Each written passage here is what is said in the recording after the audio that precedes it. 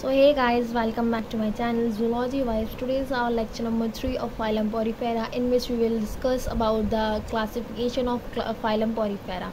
So हम इसे 4 class में डिवाइड करते हैं. Class Calcarea, class Hexactinellida, class Demospongiae and class Sclerospongiae. तो हम बात करते हैं फर्स्ट क्लास की, क्लास कैल्सिकेरा. इसमें मैंने स्टार मार्क कर रखा है, तो इसका सबसे डिस्टिंग्विश्ड फीचर है इन सब सारे क्लासों में सबसे अलग फीचर इसका. इसके जो स्पाइक्यूल्स होते हैं, जो स्केलेटन बनाते हैं, इसका जो स्पाइक्यूल्स होते हैं वो कैल्शियम कार्बोनेट के बने हो सकते हैं, कैल्शियम कार्बोनेट के ही बने होते हैं. ये इसका डिस्टिंग्विश्ड फीचर है. स्पाइक्यूल्स जो होते हैं वो निडल शेप्स के होते हैं. इसके सुई की तरह होते हैं, पतले पतले बारीक बारीक.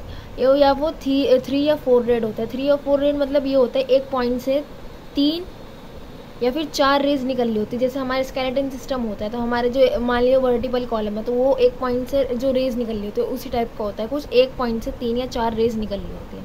ये सारे मराइन होते हैं. इनका साइज़ बहुत स्मॉल होता है, ज़्यादा से ज़्यादा 10 सेंटीमीटर तक इनकी हाइट जा सकती है.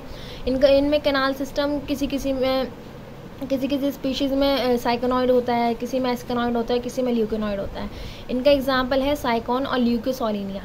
ल्यूकोसोलिनिया का ये जो है ये प्रोटोएंड्रियस होता है. प्रोटोएंड्रियस मतलब मेल गैमेट जो होता है अर्ली डेवलप हो जाता है. ये मेल गैमेट जो है मैच्योर जल्दी हो जाता है as compare to female gamete.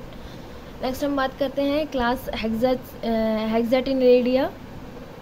इसको हम कॉमनली ग्लास स्पॉन्जेस बोलते हैं. ग्लास स्पॉन्जेस बेसिकली इसलिए बोलते हैं, ये बहुत थिन होते हैं, शाइनी होते हैं और ट्रांसपेरेंट टाइप होते हैं. इनका जो स्केलेटन सिस्टम होता है वो 6 रेज होता है और वो सिलिका का बना होता है. 6 रेज होता है, मतलब एक पॉइंट से 6 रेज निकल रहे होंगे. 2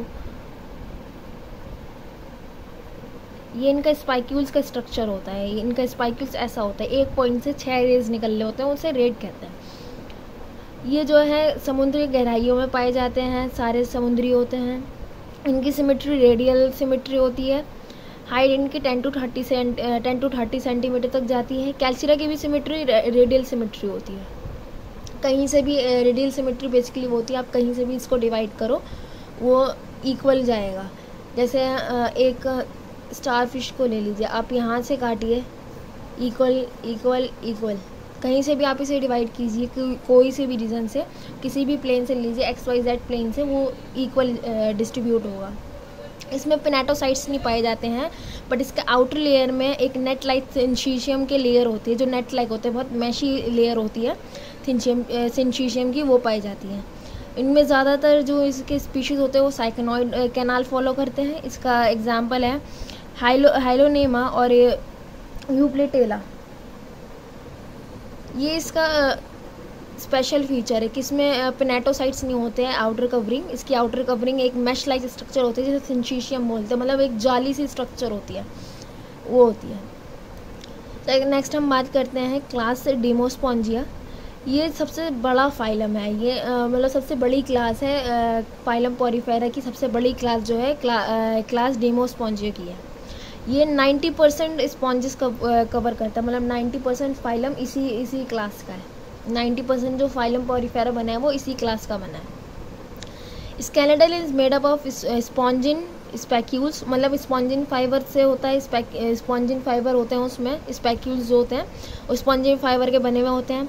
सिलिका भी हो सकता है और दोनों भी प्रेजेंट हो सकता है, कंपाउंड भी प्रेजेंट हो सकता है. जो इनके स्केलेटन सिस्टम है, या तो वो स्पॉन्जिन स्पैक्यूल्स होगा, मतलब स्पॉन्जिन फाइबर जो सॉफ्ट होता है, फ्लेक्सिबिलिटी प्रोवाइड करता है, उसका होगा, या सिलिका का होगा, या फिर दोनों भी देखे जा सकते हैं. इनमें इनकी हाइट 1 मीटर तक जाती है, ज़्यादातर 1 मीटर से ज़्यादा चली जाती है.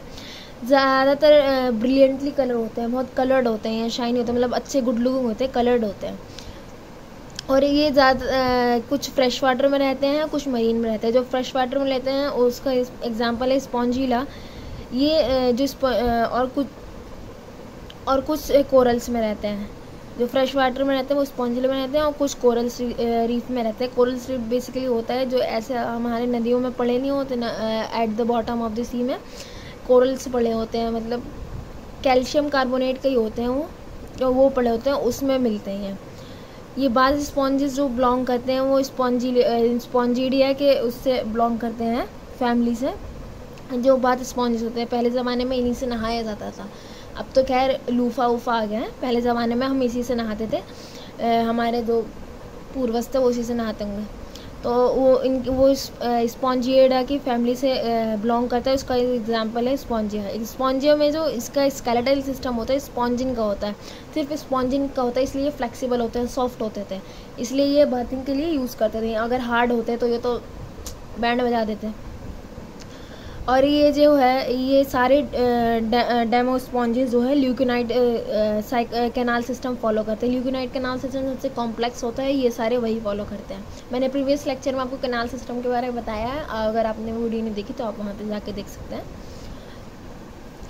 नेक्स्ट हम बात करते हैं क्लास स्क्लेरोस्पॉन्जिया की। ये जो है बहुत छोटा ग्रुप है, ज़्यादा बड़ा नहीं है, बहुत छोटा ग्रुप है।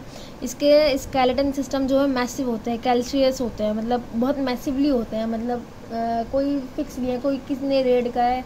जैसे इसमें था कि 3 और 4 रेड, इसमें था कि 6 रेड, इसमें कैसे भी हो सकते हैं, वो कोई वो नहीं है, बहुत मैसिव स्ट्रक्चर होता है। कंपाउंड भी हो सकते हैं उनमें, सिलिका के भी और स्पॉन्जिन फाइबर दोनों के स्पैक्यूल्स प्रेजेंट भी हो सकते हैं, या तो सिर्फ कैल्शियम के होंगे, कैल्सिरस होते हैं। इनका जो लिविंग टिश्यू होता है वो सुपरफिशियल लेयर, जो स्केलेटन होता है, स्केलेटन है, सपोज ये स्केलेटन है, इससे रेज निकली है, तो इसके जो ऊपर सरफेस में एक लिविंग टिश्यू प्रेजेंट होता है।